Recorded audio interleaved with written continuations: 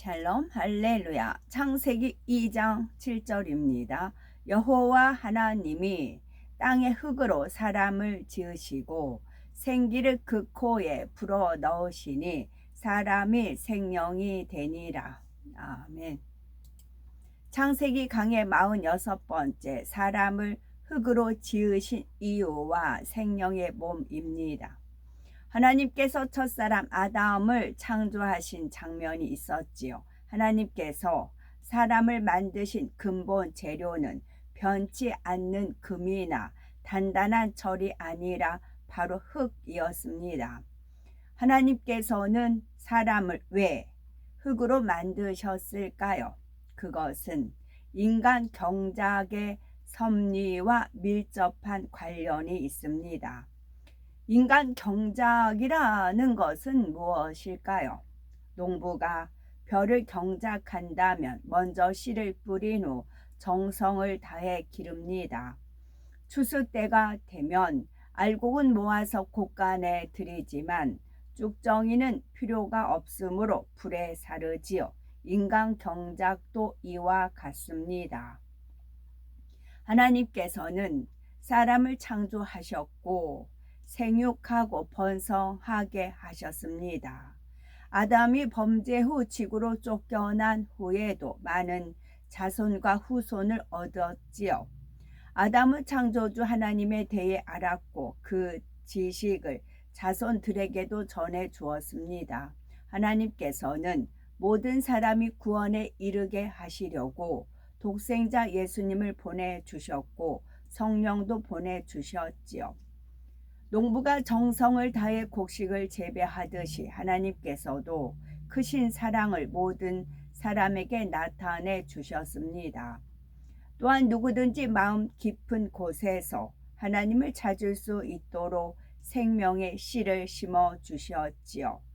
그런데 하나님을 찾고 믿는 사람이 있는가 하면 하나님을 멀리하고 죄악 가운데 사는 사람도 있습니다. 이 두 가지 삶 중에서 어느 것을 택하는가는 순전히 사람들의 자유의지에 달려 있지요.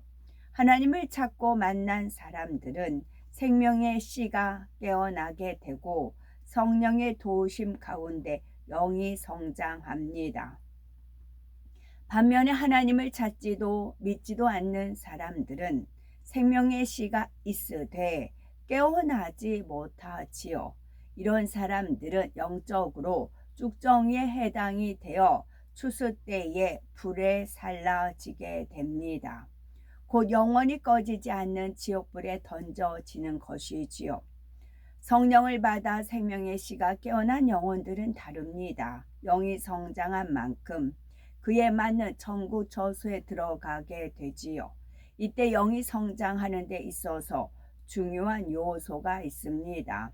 곡식의 씨앗도 좋은 땅에 심어야 잘 자라고 열매를 많이 맺듯이 생명의 씨가 심겨진 마음밭도 좋아야 합니다. 하나님께서는 이후에 아담이 범죄하자 이 땅으로 내보내시면서 그의 근본된 토지를 갈게 하셨다라고 창세기 3장 23절에 말씀하시지요. 여기서 근본된 토지를 간다라는 것은 근본 흙으로 지음받은 사람의 마음을 개간한다는 영적인 의미도 담겨 있습니다. 마음밭을 개간한다는 것은 마음에서 비진리를 버리고 악성, 죄성을 뽑아내 버리는 것입니다. 이렇게 마음밭을 개간하여 좋은 밭이 될수록 영이 잘 성장하여 좋은 열매를 맺게 되지요. 흙은 무엇을 첨가하느냐에 따라서 그 성질이 달라지는 것을 봅니다. 척박한 땅이라도 좋은 성분의 흙과 거름을 섞어주고 부지런히 갈아엎어주면 좋은 땅이 됩니다. 씨앗을 심으면 잘 자라고 열매를 많이 맺는 땅이 되는 것이지요. 이처럼 사람의 마음밭도 어떤 것을 받아들여 입력하느냐에 따라서 그 속성이 달라집니다. 선한 것을 계속 입력하면 선한 마음이 되지만 악한 것을 계속 입력하면 악한 마음이 됩니다. 자기 자신이 어떻게 마음 먹느냐에 따라서 악한 마음 또한 선한 마음이 될 수가 있지요. 태어날 때는 선이 마음이었다 해도 자라면서 계속 악을 입력해 나가면 악한 마음밭이 될 수가 있습니다. 반대로 태어날 때는 악이 많은 마음이었다 해도 자라면서 선한 것을 보고 듣고 입력시키면 선한 마음밭이 될 수 있습니다. 이처럼 사람 마음의 근본 속성은 흙의 속성과 닮았지요. 이렇게 속성이 비슷한 이유는 바로 하나님께서 사람을 흙으로 만드셨기 때문입니다. 하나님께서는 흙으로 사람을 만들어야 인간 경작이 공의 가운데 이루어질 수 있음을 아셨지요. 만일 하나님께서 금으로 사람을 만드셨다면 사람의 마음이 처음 만드신 그 마음에서 변질되지 않았을 것입니다. 사람이 스스로 하나님을 사랑해서 그런 것이 아니라 원래 그렇게 만들어져서 그렇다면 이는 공의에 맞지 않습니다. 원수마귀 사단이 하나님께 송사할 수 있지요. 이는 하나님께서도 원하시는 바가 아닙니다. 하나님께서는 자녀들 스스로가 하나님의 사랑을 깨우쳐서 변함없이 하나님을 사랑하고 신뢰하기 원하십니다. 이것이 참이요 진실이기 때문이지요. 하나님께서 흙으로 사람을 만드신 또 다른 이유가 있습니다. 하나님께서는 흙으로 만드신 아담에게 땅을 정복하라 말씀하시었지요. 여기에서는 자기 자신의 마음을 정복하라는 영적인 의미도 담겨 있습니다. 그런데 땅은 영적으로 또 다른 의미가 있어요. 성경에서 땅 때로는 어둠의 영역에 속한 세계를 가리키지요. 예를 들어서 민수기 16장 31에서 33절에 보면 이 모든 말을 마치는 동시에 그들의 밑에 땅이 갈라지니라. 땅이 그 입을 열어 그들과 그 가족과 고라에게 속한 모든 사람과 그 물건을 삼키매 그들과 그 모든 소속이 산채로 음부에 빠지며 땅이 그 위에 합하니 그들이 회중 중에서 망하니니라 했습니다. 여기서 땅이 열렸다는 말씀에는 영적인 의미가 담겨 있지요. 물론 실제로도 땅이 갈라져 고라와 그 모든 소속이 땅속으로 떨어졌습니다. 이때 산채로 음부에 빠졌다라는 것은 땅속 곧 지구 안에 음부가 있어서 그 속에 빠졌다는 뜻이 아닙니다. 이는 땅속의 음부로 통하는 영계의 문이 열리고 그 안으로 들어가 아래 음부로 빠졌다는 뜻이지요. 하나님께서는 이 장면을 보는 사람들로 하여금 고라와 그 일당이 멸망받아 지옥으로 떨어졌음을 알게 해주셨습니다.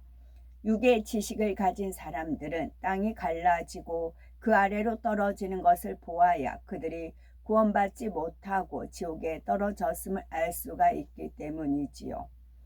이처럼 성경에서는 땅이나 땅속의 지옥 곧 어둠의 세력이 주관하는 세계를 상징할 때도 있는 것입니다. 그러므로 땅을 정복하라는 말씀은 땅에 속한 모든 육의 것과 원수마귀 사단까지도 정복하라는 말씀입니다. 하나님께서는 흙으로 지어진 아담이 땅의 모든 것과 어둠의 세력들까지도 능히 지배하고 다스릴 수 있기를 바라셨습니다. 하나님께서 흙으로 사람을 지으신 데에는 이처럼 깊은 의미가 담겨 있는 것이죠. 하나님께서 흙으로 아담을 지으시고 생기를 불어넣으시자 생명이 되었다 했습니다. 그러나 영이 아닌 생명이란 과연 어떤 존재일까요? 첫째 하늘에 있는 사람이 영안이 열려서 천사를 볼 수는 있다 해도 천사를 손으로 만질 수는 없습니다. 천사는 살과 뼈로 된 육이 없고 영으로만 구성되어 있기 때문입니다.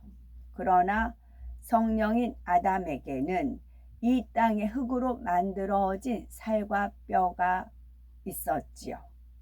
아담 몸의 근본 재료는 육에 속한 것이었습니다. 그러나 온몸에 충만한 생기의 작용으로 인해 육의 속성은 전혀 나타나지 않았지요. 변질되지도 않고 노화되지도 않으며 가장 최고의 상태를 유지했던 것입니다. 생명의 몸은 우리가 입고 있는 몸과는 속성이 다른 영에 속한 몸이었지요. 그러면 아담이 흙으로 처음 지어졌을 때 그의 몸에는 배설기관이 있었을까요? 아니면 없었을까요? 에덴 동산에 사는 생명인 사람들은 음식물을 섭취해도 배설될 것이 없었습니다. 음식물은 몸속에서 100% 분해되고 흡수되어 에너지원이 되었기 때문이지요. 또한 에덴 동산의 식물에는 독성이 전혀 없습니다. 그래서 사람이 섭취하여 소화시키는 과정에서 가스가 발생하거나 유해 물질이 생성되지 않았지요. 에덴 동산 사람들은 배설할 것이 없으므로 화장실에 갈 필요도 없었습니다. 그러나 하나님께서는 아담을 창조하실 때에 배설기관을 만들어 주셨지요. 아담이 범죄 후 이 땅으로 쫓겨날 때에 갑자기 몸에 배설기관이 생긴 것이 아니지요. 아버지 하나님께서는 아담이 이 땅에서 경작을 받게 될 것을 아시고 처음부터 그렇게 만들어 주셨습니다. 생명의 몸은 영에 속한 몸이기에 부활체와 비슷하지만 차이점이 있습니다. 부활체란 쉽게 말해서 부활하신 주님께서 입으셨던 몸입니다. 주님께서 공중 강림하실 때 주님을 믿은 모든 영혼들도 이 부활체 곧 신령한 몸으로 홀연히 변화되지요. 부활하신 주님께서는 부활체가 어떠한지를 우리에게 알려주셨습니다. 누가복음 24장 39절에 보면 주님께서는 내 손과 발을 보고 나인 줄 알라. 또 나를 만져보라. 영은 살과 뼈가 없으되 너희 보는 바와 같이 나는 있느니라 하셨지요. 부활체를 입으신 주님의 몸은 제자들이 손으로 만질 수 있는 것이었습니다. 그리고 육의 음식물도 잡수셨지요. 제자들과 떡을 떼어 나누시기도 했고 구운 생선을 드시기도 하셨습니다. 이렇게 보면 부활체가 생명의 몸과 비슷한 것 같으나 다른 점도 많습니다. 먼저 요한복음 20장 19절을 보면 주님께서는 문이 모두 닫힌 집 안에 홀연히 나타나셨지요. 부활체의 차원은 벽이나 문과 같은 육의 차원을 초월함을 알 수가 있습니다. 또한 누가복음 24장 31절은 두 제자와 엠마오라는 곳에서 함께 대화하시다가 순간 사라지신 기록이 나옵니다. 부활체를 입으신 주님의 모습을 제자들이 처음에는 알아보지 못하였지요. 만일 주님의 얼굴이 예전과 똑같았다면 3년이나 함께 했던 제자들이 알아보지 못할 리가 없지요. 부활체를 입으신 주님의 모습이 예전의 육의 모습과는 많이 달라졌다는 것을 알 수가 있습니다. 육의 음식물을 섭취하기는 하셨지만 부활하신 주님께서 그것을 소화시키고 배설해야 하는 것도 아니었지요. 부활체를 입으면 음식물을 먹어도 숨을 내쉼과 동시에 분해되어 사라집니다. 부활체를 입으신 주님께서는 그 상태로 영의 세계로도 가실 수 있었지요. 요한복음 20장 17절은 부활하신 주님께서 막달라 마리아를 처음 대면하셨을 때 아버지께로 올라간다라는 말씀을 하셨습니다. 새벽 미명에 부활하신 주님께서는 이처럼 하늘에 계신 아버지께로 가셨다가 그날 저녁 다시 제자들에게 나타나셨지요. 이처럼 부활체의 몸으로는 첫째 하늘에서 셋째 하늘로, 셋째 하늘에서 첫째 하늘로 오갈 수가 있습니다. 다시 말해 육의 세계와 영의 세계를 자유롭게 오고 갈 수가 있다는 거지요. 이와 달리 아담이 입은 생명은 영에 속한 몸이기는 하지만 부활체와는 차원이 다릅니다. 생명의 몸으로는 하늘을 날 수 없음은 물론 육의 세계와 영의 세계를 오고 갈 수도 없습니다. 에덴 동산이 속한 둘째 하늘은 영의 세계이요 이 땅은 육의 세계이지요. 생명인 몸만으로는 이 두 세계를 자유롭게 오갈 수가 없습니다. 그러나 부활체를 입으신 주님께서는 서로 다른 시간의 흐름이나 어떤 공간의 제약도 전혀 받지 않으셨지요. 이것이 바로 신령한 부활체와 생명의 몸의 차이점입니다. 하늘들은 첫째 하늘과 둘째 하늘과 첫째 하늘은 시간의 흐름이 차이가 있습니다. 또한 육의 세계인 첫째 하늘과 영의 세계와의 완충지대 역할을 하는 특별한 공간도 있습니다. 이 특별한 공간은 시간의 흐름이 정지됐고 아무런 움직임도 없습니다. 전사와 같은 영적인 존재들은 이 공간을 통해 영의 세계와 육의 세계를 순간에 오갈 수가 있습니다. 그러나 생명의 몸으로는 시간의 흐름이 정지된 이 공간을 직접 통과할 수가 없습니다. 하나님께서는 아담에게 땅을 정복하고 다스리라 하신 때에는 에덴 동산과 함께 지구도 포함된다 했지요. 지구에 있는 모든 것도 다스릴 수 있는 권세를 하나님께서 아담에게 주신 것입니다. 따라서 아담이 지구에 있는 모든 것을 다스리기 위해서는 지구를 자유롭게 오갈 수 있어야 합니다. 생명인 아담은 맨몸으로는 에덴 동산과 지구로 오갈 수 있었지만 비행기와 같은 교통수단을 이용해서는 얼마든지 자유롭게 오갈 수 있었지요. 우리도 비행기를 타게 되면 세계 어느 나라에도 갈 수가 있죠. 비행기가 날고 있는 공간은 사람이 살 수 없는 환경입니다. 온도도 매우 낮고 공기도 희박하지요. 그러나 비행기 안은 어떻습니까? 온도, 공기, 습도 등이 사람에게 적절하게 맞추어져 있습니다. 그래서 비행기를 타면 짧은 시간 안에 세계 어느 곳이든 갈 수가 있습니다. 이처럼 에덴 동산에 사는 아담이 이 땅을 자유롭게 오갈 수 있는 교통수단이 있었습니다. 에덴 동산에서는 이 교통수단이 옛날 사람들이 탔던 마차만큼이나 일상적으로 이용이 되었지요. 오늘날의 자가용처럼 말입니다. 이 교통수단은 자동차나 기차처럼 땅 위를 달리는 것이 아니고 하늘을 나는 비행체입니다. 기능에 따라 종류가 다양하며 모양과 크기도 가지각색이지요. 사람이 타고 이동하는 것이 주 목적인 여객기와 같은 것이 있는가 하면 무인 정찰용도 있습니다. 이 비행체를 이용하면 시간의 흐름이 정체된 공간을 통과할 수가 있습니다. 아담은 이 비행체를 이용해서 지구를 자주 왕래합니다. 아담이 에덴 동산에서 낳은 후손들도 이 비행체를 이용해서 지구에 내려오곤 했지요.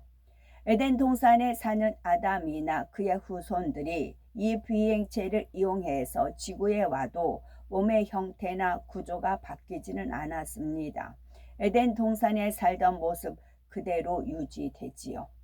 이는 역으로도 마찬가지입니다. 만약 지구에 살던 사람이 에덴 동산에 간다 해도 역시 원래 모습 그대로를 유지하게 됩니다. 에덴 동산은 온전한 영의 공간이 아니라 육과 영이 공존할 수 있는 공간이기 때문이지요. 따라서 에덴 동산의 사람이 지구로 내려와 살 수 있고 반대로 지구인이 에덴 동산에 간다 해도 그곳에 잠시 적응할 수가 있는 것입니다.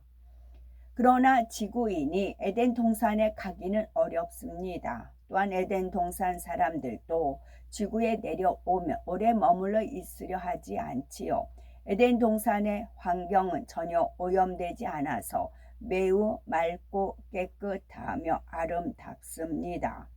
반면 지구는 처음 창조됐을 때와는 비교하면 많은 것이 변질되고 오염이 되었지요. 따라서 에덴 동산 사람이 지구에 내려온다 해도 오염된 지구 환경 속에서 오래 견디기는 힘든 것입니다. 잠시 다녀갈 수는 있어도 오래 머물고 싶지는 않지요. 아담이 범죄하기 전에는 지구의 환경이 에덴 동산의 환경과 크게 다르지 않았습니다. 그래서 아담은 에덴 동산에 살면서 이 지구를 자주 왕래했던 것이지요. 아담이나 아담의 후손들이 이용했던 그 비행체는 바로 세상에서 말하는 UFO입니다. UFO란 미확인 비행 물체의 약자입니다.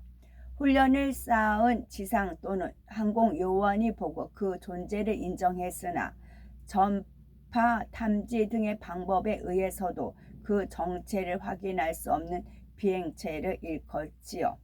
UFO 그 존재를 부인할 수 없을 만큼 전 세계에서 많이 목격되고 있습니다. 2007년 3월 22일 세계 언론은 프랑스 정부가 인터넷에 모두 10만 쪽에 달하는 UFO 파일을 공개했다는 내용이 보도되기도 하였답니다. 이 내용은 다음 2007년 3월 23일 KBS 9시 뉴스에도 보도됐고 영국 국방부 산하에도 1950년 개설된 UFO 조사 비밀 조직이 있었지요. 2006년 1월 1일에는 그 조직에서 관리하던 문서가 정보공개법에 따라 공개되어 세계 언론에 보도가 되었고요. 영국의 UFO 연구 조직은 2009년 12월 해체되기까지 12,000건에 넘는 사건을 담당했습니다. 그런데 영국에서 이 조직을 해체한 이유가 참 흥미롭습니다. 한 가지 이유는 UFO 목격 신고 중 5% 정도만 UFO 가능성이 있는 등 성과가 낮았다는 것이지요. 그리고 또 한 가지 중요한 이유는 UFO 출현과 관련해서 영국의 실질적인 위협이 될 수 있는 근거를 찾지 못했기 때문이라고 합니다. 이를 요약하자면 60여 년간 수많은 UFO가 영국에 출현을 했지만 해로운 요소가 전혀 없었다는 것이지요. 그런데 그들이 UFO 정체를 일찍 알았다면 그들을 두려워하거나 경계하지 않았을 겁니다. 세상 사람들은 UFO에는 외계인이 타고 있고 지구인을 공격할 수 있다고 생각하지요. 한편 기독교에서는 외계의 생명체가 있음을 언급하면 성경을 위배한 것이라고 판단하고 이단시합니다. 그러나 UFO를 타고 오는 이들은 이상한 모양의 외계인이 아니며 지구에 위협을 가할 수 있는 존재도 아닙니다. 악이 전혀 없고 고도의 지식과 지혜를 가진 에덴 동산의 사람들이지요. 하나님께서는 세상 끝날이 가까울수록 사람들이 UFO를 더 자주 목격할 수 있도록 해주시고 그것을 보고라도 영의 세계가 있음을 깨닫기를 원하시는 것입니다. 7월 중국 항저우 공항 상공에 UFO가 출현해서 현지 당국이 공항을 긴급 폐쇄한 적도 있다고 합니다. UFO가 빠른 속도로 이동하는 바로 그 순간 비행기 한 대가 이륙하고 있었는데 비행기의 이동 속도가 UFO와 대조적으로 매우 느리게 보였다지요. 하나님께서 사람을 흙으로 만드신 이유를 말씀드렸고 그리고 생명의 몸을 이 땅에 사는 육의 사람의 몸과 부활체와 비교 설명을 했습니다. 또한 UFO 정체를 밝혔고요. 요한계시록 1장 8절은 주 하나님이 가라사대 나는 알파와 오메가라 이제도 있고 전에도 있었고 장차 올 자요 전능한 자라 말씀하셨습니다. 이 말씀처럼 우리 아버지 하나님은 모든 인류 문명의 주관자이시고 언제나 살아 계시며 전능하신 분이십니다. 바로 이런 하나님을 믿는 사람은 능치 못할 일이 없지요. 우리의 삶의 모든 분야에서 믿음으로 하나님의 영광을 나타내는 복된 우리가 되셨으면 좋겠습니다. 아멘. 제가 이 말씀들을 자신 있게 읽고서 이거 몇 번 이제 거듭해서 읽어 드리는 이유는 자신이 있어서 그래요. 이 말씀에 의거하여 저는 인간 경작을 받았고 하나님 은혜와 은총 안에 있기 때문에 그렇고요. UFO도 저는 직접 볼 수 있는 은혜를 주셨어요. 저만이 아니라 저희 아이들 둘까지 초등학교 다닐 때 물론 이제 2000년도였어요. 2000년도에 옥상에 있을 때 UFO가 이제 쇼를 하는 거를 보여줬고, 또 7년 혼인 잔치를 하면 에덴 동산 안에 둘째 하늘에서 이제 합니다. 그러면 에덴 동산 안에 에덴 사람들이 있어요. 마치 아프리카에 옷 하나 입지 않고 사는 그런 부족이 있잖아요.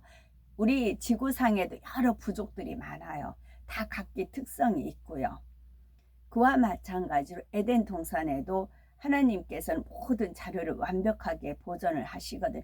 당신의 창조품이기 때문에 그래요. 당신의 그 아이디어에서 나온 창조품이기 때문에 보존을 하시는 겁니다. 그래서 에덴에 사람들이 있어요. 그래서 우리가 혼인잔치를 하면 UFO가 쇼를 아마 할 겁니다. 우리나라 그 국군의 날 공군들이 하늘에 쇼 하는 거 있죠. 그와 같은 UFO의 쇼를 볼 겁니다. 만반의 이제 준비를 다 하시는 것이고요. 이 말씀을 제가 자신 있게 읽어 드립니다. 제가 조응전이라는 책을 빌렸는데 처음 대하는 책이에요. 큰 활자이기 때문에 빌렸는데 저는 승이 조 이름이 웅전인 줄 알았어요. 글씨가 똑같이 크기로 되어 있었어요.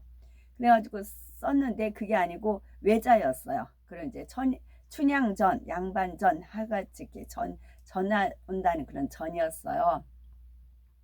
그래서 이제 글씨 쓰고 이제 보통 이게 카톡에 40분, 45분에 이렇게 올라가거든요. 그래서 한 편을 읽었어요. 읽으면서 그 이제 나쁜 그 역적 무리가 우리나라 현재 하는 그런 거랑 비슷하게 나오더라고요. 근데 너무 좀 허황된 것이 많고 그래서 1편까지만 제가 이제 낭독을 한 거 올리고 그 다음 거는 그냥 제가 이제 속독을 그냥 읽어버렸거든요. 읽어버려서 그것은 뭐냐면 제가 읽지 않은 책은 이렇게 이름조차도 전 사람 이름으로 안다고요. 읽지 않은 거는 처음 대하는 거는 그다 읽다 보면 이거 아닌데 그렇게 이제 실수를 하는 거죠. 오해를 하고 곡해를 하는 거죠. 그러나 이 말씀들은 제가 직접 몸으로 체험했고 체득했고 하나님이 깨달은 은혜가 있어서 제가 자신 있게 읽어 드리는 것입니다. 그리고 이제 삼국지는 제가 그 여학교 때 한 권으로 된 삼국지를 읽었어요. 근데 지금은 누가 이제 그 컴퓨터에 있는 거를 우리 버스매가 이제 다운해줘서 있는데 그거는 10권으로 되어 있더라고요. 그래서 이미 시작한 거니까 안 읽을 순 없고 해서 시간 다는 데까지 읽어드리고 이제 다른 책은 안 빌리고 이제 삼국지만 저도 이제 저는 굉장히 공부가 되거든요. 아버지 하나님께서 거기서 많이 이제 공부를 가르쳐 주시거든요. 그 다음에 한 권을 이제 2권을 연거푸 이제 번갈아 가면서 읽으려고 해요. 그건 1984년이라는 책, 조지 웰인가? 그 책이 이제 물론 이제 제가 여학교 때 읽었는 여학교가 아니다. 1984년 어쨌거나 읽었는데 그게 퍼즐 조각이 있었어요. 삼국지도 있었고 1984년도 있었고 25시도 있었고 제가 읽었던 모든 책들을 하나님께서 이제 영적으로 풀어주신 것이 있거든요. 그래서 이제 1984년하고 삼국지를 이제 번갈아 가면서 시간 있을 때마다 읽을 것입니다. 아멘. 샬롬.